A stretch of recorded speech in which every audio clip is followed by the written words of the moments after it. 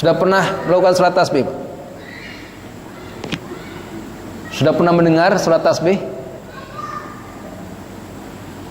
Sudah pernah mendengar atau bahkan sudah pernah melaksanakan? Ada yang sudah pernah melaksanakan salat tasbih? Belum ya? Jadi pada suatu saat ya, Rasulullah bersabda kepada Abbas bin Abdul Muthalib. Siapa itu Abbas bin Abdul Muthalib? Abbas bin Abdul Muthalib itu adalah paman Nabi. Jadi Rasulullah ayahnya Abdullah bin Abdul Muthalib. Nah, salah satu saudaranya Abdullah ini adalah Abbas. Rasulullah bersabda kepada Abbas bin Abdul Muthalib, "Wahai paman, maukah aku kabarkan kepadamu sebuah hadiah istimewa?" Sebuah hadiah istimewa, yaitu kuajari 10 macam perbuatan yang dapat menghapus 10 dosamu, baik yang lalu maupun yang akan datang, baik yang sudah dilaksanakan maupun yang baru, baik yang disengaja maupun yang tidak disengaja, baik yang kecil maupun yang besar, baik yang sembunyi maupun yang terang-terangan, yaitu dengan melaksanakan sholat 4 rakaat ya, sholat 4 rakaat. Setiap rakaat membaca Al-Fatihah dan surat seperti biasa ya. Tetapi kemudian setelah membaca surat di rakaat yang pertama ya, di rakaat pertama setelah membaca Al-Fatihah kemudian surat, setelah itu membaca Subhanallah walhamdulillah wala ilaha illallah wallahu akbar sebanyak 15 kali. Nah, 15 kali ya. Setelah baca surat 15 kali. Kemudian ruku ya. Dalam ruku itu juga membaca seperti itu, Subhanallah walhamdulillah wala ilaha illallah wallahu akbar sebanyak 10 kali. Nah, ini ingat ya. Kalau tadi setelah surat itu baca 15 kali ya. Ini setelah ketika ruku ya, ketika ruku itu baca 10 kali. 15 10. Kemudian bangkit i'tidal. I'tidal juga membaca 10 kali ya. Subhanallah walhamdulillah wala ilaha illallah wallahu akbar 10 kali. Kemudian sujud. Dalam sujud juga membaca yang sama 10 kali juga. Duduk di antara dua sujud sama, membaca subhanallah walhamdulillah wala ilaha illallah wallahu akbar sebanyak 10 kali. Kemudian sujud lagi. Dalam sujud juga begitu. Sama, membaca subhanallah walhamdulillah wala ilaha illallah wallahu akbar sebanyak 10 kali.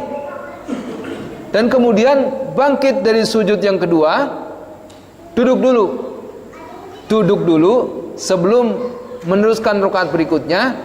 Duduk itu juga membaca subhanallah walhamdulillah wala ilaha illallah wallahu akbar sebanyak 10 kali.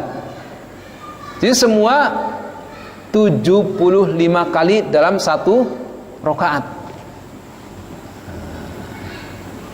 Jadi itu ya, sesudah baca surat 15 ya kan. Kemudian ruku 10. I'tidal 10 lagi. Kemudian sujud pertama 10 kali. Kemudian duduk di antara dua sujud juga baca 10 kali.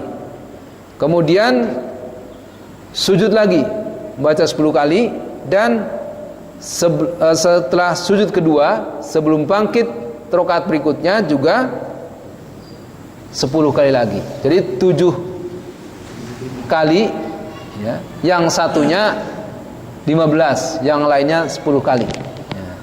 7 kali itu 1 15, yang lain 10. Berarti 75 kali dalam satu rakaat. Demikian pada rakaat yang kedua, rakaat yang ketiga, dan rakaat yang keempat ya. Jadi 4 rakaat ya. Demikian 75 kali. Jadi semuanya berapa tuh? 300 kali ya. 300 kali membaca subhanallah walhamdulillah wala ilaha illallah wallahu akbar. Ini Rasulullah mengajarkan kepada Abbas bin Abdul Muttalib. Nah, kata Rasulullah, kalau engkau bisa mengerjakan setiap hari, kerjakanlah ya. Kalau bisa setiap hari, kerjakan setiap hari. Kalau enggak, sepekan sekali, setiap hari Jumat. Kalau Jumat, sepekan sekali. Kalau enggak sanggup juga setahun sekali. Kalau enggak sanggup, setahun sekali. Kalau setahun sekali pun enggak sanggup, udah seumur hidup sekali ya. Jadi paling tidak seumur hidup 1 kali sholat tasbih. Nah, ini dari hadis riwayat Abu Dawud, Ibnu Majah, Ibnu Khuzaimah dalam kitab Shahihnya, dan juga oleh Tabrani. Nah, ini dalam hadis ini jelaskan seperti demikian. Nah, jadi surat tasbih yang banyak tasbihnya. Subhanallah walhamdulillah wala ilaha illallah wallahu akbar. Paham ya? Niatnya surat tasbih. Usolli, kalau mau pakai usolli ya usolli sunatan tasbih arba'a rakaatain lillahi ta'ala ya, 4 rakaat. 4 rakaat setiap gerakan tadi dengan membaca subhanallah walhamdulillah wala ilaha illallah wallahu akbar sebanyak, ada yang 15 kali pada setelah surat ya. Selain itu ketika sujud, ruku, sujud, i'tidal dan sebagainya itu 10 kali.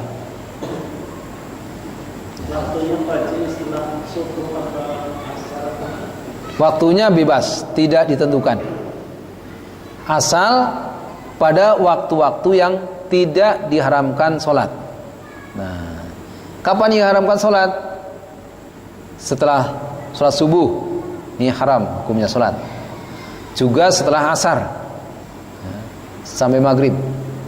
Jadi selain itu boleh. Sama seperti biasa. Hanya ditambah dengan tadi bacaan subhanallah walhamdulillah wala ilaha illallah wallahu akbar sebanyak tadi 75 kali per rakaat. Ya.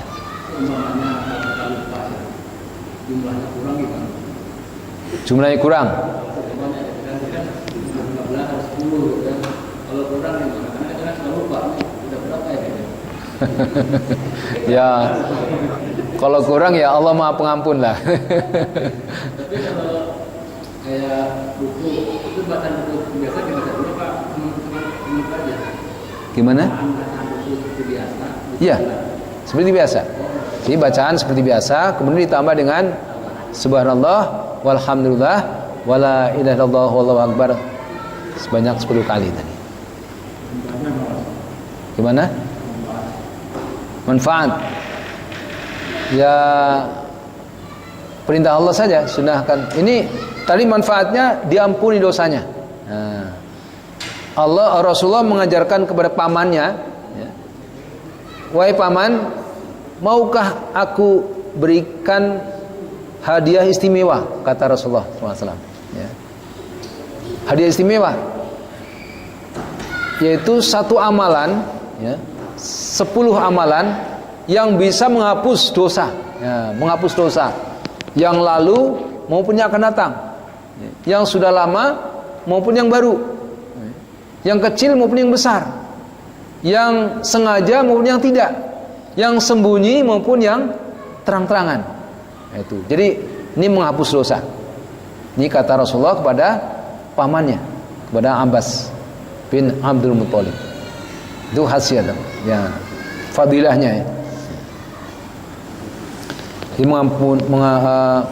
diberikan ampunan oleh Allah Subhanahu wa taala atas dosa-dosa kita. Ini surat tasbih, ya. Jelas? Paham, ya?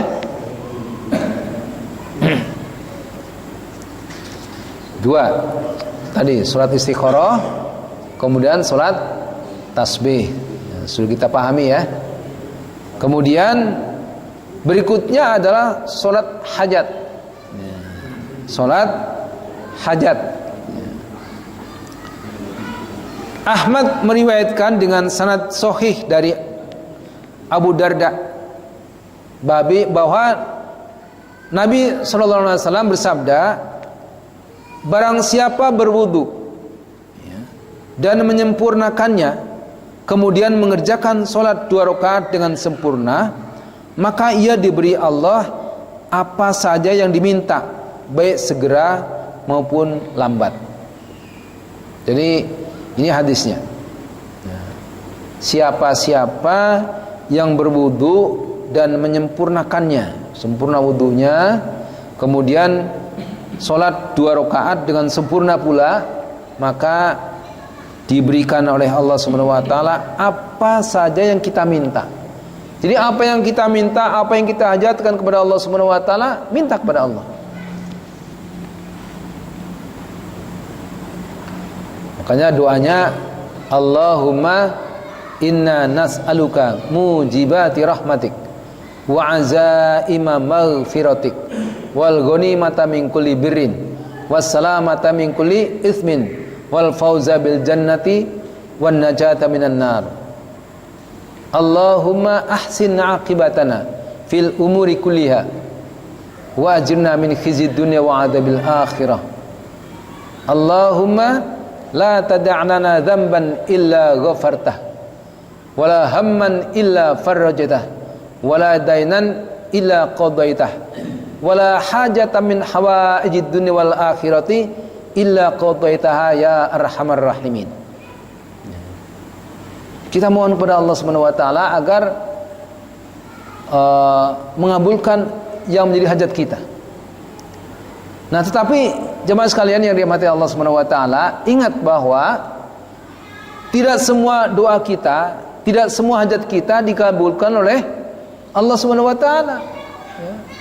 Jadi jangan kita pikir, wah, saya sudah sholat hajat, sholat ini kok tetap enggak dikabulkan oleh Allah Subhanahu wa taala. Ini jangan kita kemudian putus asa, ya.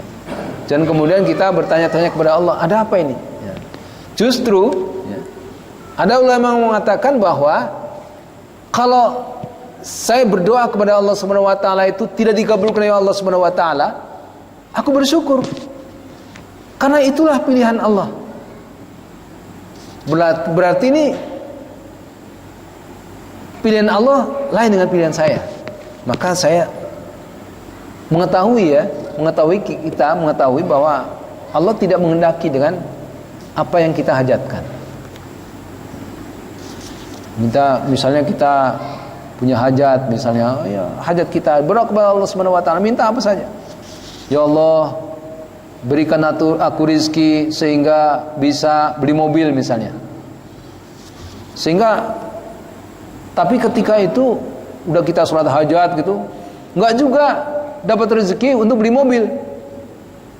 Ya mungkin itu emang keputusan Allah lebih baik daripada kita yang kita minta. Mungkin Allah tidak menghendaki kita punya mobil. Mungkin dengan punya mobil kita menjadi sombong, kita menjadi lebih buruk ininya, amalnya dan sebagainya. Ya bisa jadi. Jadi kalau kita mohon kepada Allah Subhanahu wa taala atas hajat kita, Jangan kita kemudian memaksa Allah ya, maksa Allah supaya mengabulkan kita. Jangan kita maksa Allah. Kita nggak bisa maksa Allah supaya mengabulkan atas semua doa-doa kita. Jadi memang di atas bumi ini ada orang yang ditakdirkan sebagai orang kaya, ada yang ditakdirkan sebagai orang miskin, ada orang yang pinter, ada orang yang kurang pinter, ada yang cantik, ada yang kurang cantik, ya, macam-macam. Ada yang putih, ada yang hitam, ada yang sawo matang dan sebagainya. Ini semua garis dari Allah Subhanahu wa taala. Coba kalau kita kaya semua orang kaya, susah kan? Gak ada orang yang bisa menjadi pembantu, susah cari pembantu. Kalau kita orang kaya semua, susah cari tukang batu yang bikin rumah, bikin rumah, nggak ada. Kalau kita kaya semua, kemana zakat kita? Dan sebagainya. Jadi memang Allah takdirkan ini seimbang. Ada yang kaya, ada yang miskin, supaya seimbang memang. Orang kaya bisa mempekerjakan orang yang kurang kaya sehingga pendapatan mengalir. Orang yang miskin mendapat pendapatan, orang kaya juga bisa menyalurkan penghasilannya. Kehidupan menjadi seimbang. Ada masjid, ada bangunan, ada kendaraan dan semuanya itu karena ada yang kaya dan ada yang miskin, ada yang pinter, ada yang kurang pinter dan sebagainya.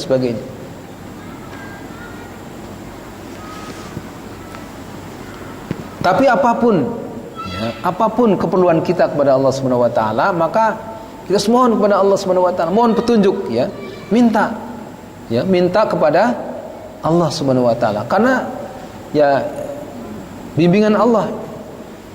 Bukankah kita senantiasa berdoa dalam salat kita, ihdinas siratal mustaqim, ya Allah tunjukkan aku ke dalam jalan yang lurus. Ihdinas siratal mustaqim. Jadi semua minta petunjuk kepada Allah. Punya pilihan, minta petunjuk kepada Allah dengan istikharah. Punya hajat, minta kepada Allah Subhanahu wa taala atas hajat kita. Enggak dikabulkan, alhamdulillah, bersyukur. Allah punya pilihan lain. Ya, Allah punya pilihan lain yang lebih baik dari pilihan kita.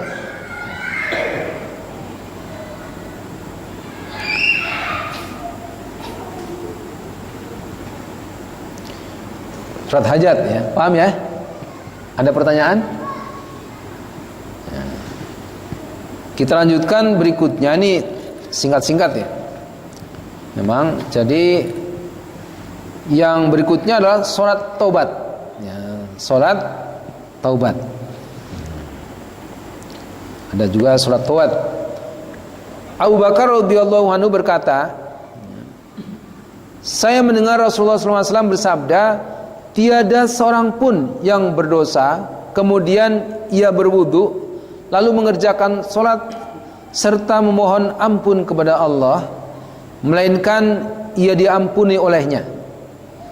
Selanjutnya beliau membaca ayat orang-orang yang mengerjakan keburukan atau menganiaya diri sendiri lalu ingat kepada Allah dan mohon ampun atas dosa-dosanya, dan memang siapa lagi yang kuasa mengampuni dosa-dosa itu selain Allah. Lagi pula mereka tidak terus menerus berbuat dosa, sedangkan mereka juga mengetahui sendiri. Untuk mereka ini disediakan balasan pahala ampunan dari Allah Subhanahu wa taala serta surga yang mengalir beberapa sungai di bawahnya. Mereka tetap berdiam di sana untuk selama-lamanya. Ini hadis riwayat Abu Dawud, An-Nasa'i, Ibnu Majah, Baihaqi dan Tirmidzi yang berkata hadis ini adalah hasan. Jadi setiap kita merasa ada perbuatan dosa yang kita lakukan, ini boleh kita sholat taubat. Jadi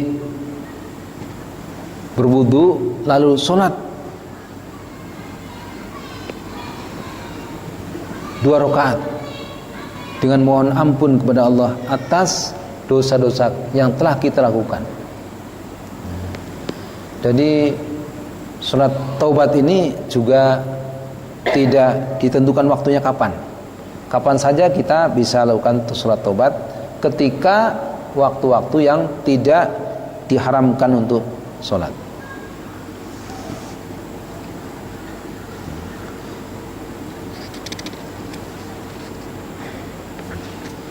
Kemudian Tabrani dalam kitab Al-Kabir dengan sanad hasan meriwayatkan dari Abu Darda bahwa Rasulullah bersabda, barang siapa berwudu dan menyempurnakannya dengan baik, kemudian berdiri mengerjakan sholat 2 atau 4 rakaat, ya, 2 atau 4 rakaat, baik yang fardu maupun sunnah, ketika mengerjakan sholat itu dia mengerjakannya dengan sempurna pada waktu ruku dan sujudnya.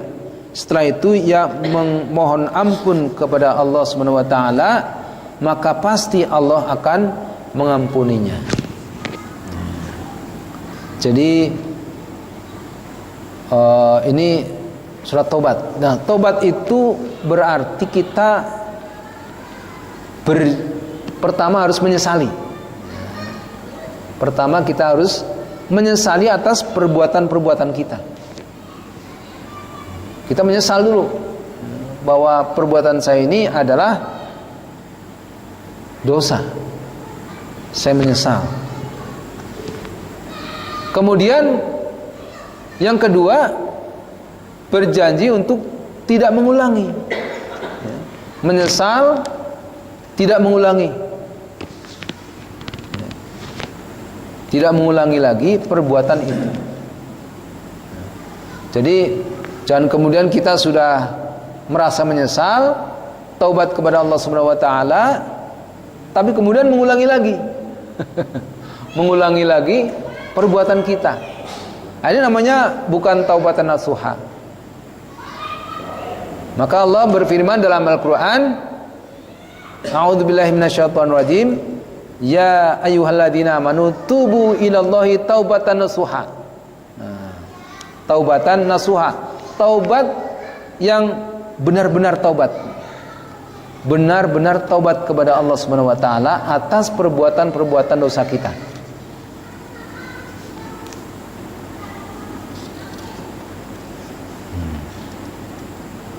Jadi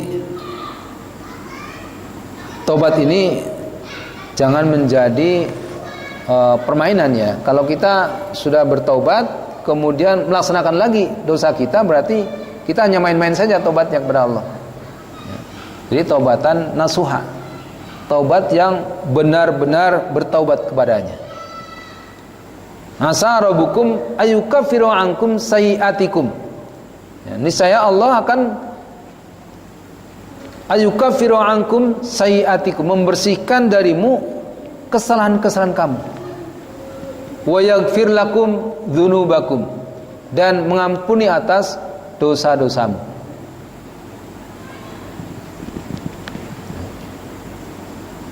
Jadi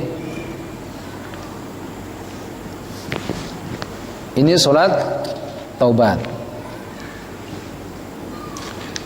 Kemudian berikutnya adalah sholat kusuf atau sholat gerhana. Nah, ini sholat gerhana. Baru-baru ini kita ada gerhana bulan ya. Gerhana bulan. Jadi sholat gerhana ini baik gerhana bulan maupun gerhana matahari. Waktunya kapan? Ketika terjadi gerhana mulai masuk itu sampai bulan atau matahari kembali seperti semula. Itu waktunya. Jadi bisa, kalau waktunya hanya 5 menit ya 5 menit itu. Kadang mungkin 2 jam atau 4 jam, itulah waktu kita bisa melaksanakan sholat kusuf. Jadi sholat gerhana ini disebut juga dengan sholat kusuf. Salat kusuf, salat gerhana. Nah, caranya gimana? Caranya seperti salat biasa. Ini disunahkan berjamaah, tapi tidak harus berjamaah. Kalau tidak mendapatkan jamaah, bisa juga sendiri. Jadi salatnya biasa 2 rakaat, tetapi rukunya 4 kali. Rukunya 4 kali. Jadi Rasulullah itu ketika satu saat terjadi gerhana, waktu itu kebetulan putra beliau wafat. Putra beliau namanya Ibrahim wafat. Terjadilah gerhana matahari. Tapi Rasulullah jelaskan, gerhana ini bukan karena wafatnya seorang. Jadi bukan karena anak beliau, putra beliau meninggal, wafat, kemudian terjadi gerhana, bukan. Ya, memang kebetulan saja putra beliau wafat dan saat itu juga terjadi gerhana. Nah, maka beliau kemudian keluar terus ke masjid, baca takbir, diikuti oleh para sahabat. Para sahabat kemudian menjadi makmum. Maka beliau kemudian dalam surat itu membaca surat yang panjang sekali, sepanjang surat Al-Baqarah. Surat Al-Baqarah panjang. Kemudian ruku, bangkit dari ruku, i'tidal, ya, baca Al-Fatihah lagi, Al-Fatihah surat lagi. Jadi rukunya dalam satu rakaat 2 kali, 2 kali dalam satu rakaat. Dan kemudian setelah baca surat, baca surat yang panjang juga, tapi tidak sepanjang surat yang sebelumnya. Kemudian terus ruku lagi, bangkit sampai sujud. Kemudian rakaat kedua begitu lagi. Setelah membaca Al-Fatihah, baca surat yang panjang, tapi tidak sepanjang pada rakaat yang pertama. Jadi makin rakaat berikutnya lebih pendek suratuannya. Demikian tiap rakaat 2 kali ruku. Ini dijelaskan dalam hadis Bukhari dan Muslim, ya, dari Aisyah radhiyallahu anha. Dan juga ada hadis lain Bukhari Muslim juga dari Ibnu Abbas, ya, dengan sanad yang hampir sama. Jadi jemaah sekalian dirahmati Allah Subhanahu wa taala, intinya adalah kita ketika terjadi gerhana, baik gerhana matahari maupun gerhana bulan, disunahkan untuk melakukan sholat kusuf atau sholat gerhana 2 rakaat dengan 4 kali ruku, dan setelah itu dilanjutkan dengan khutbah.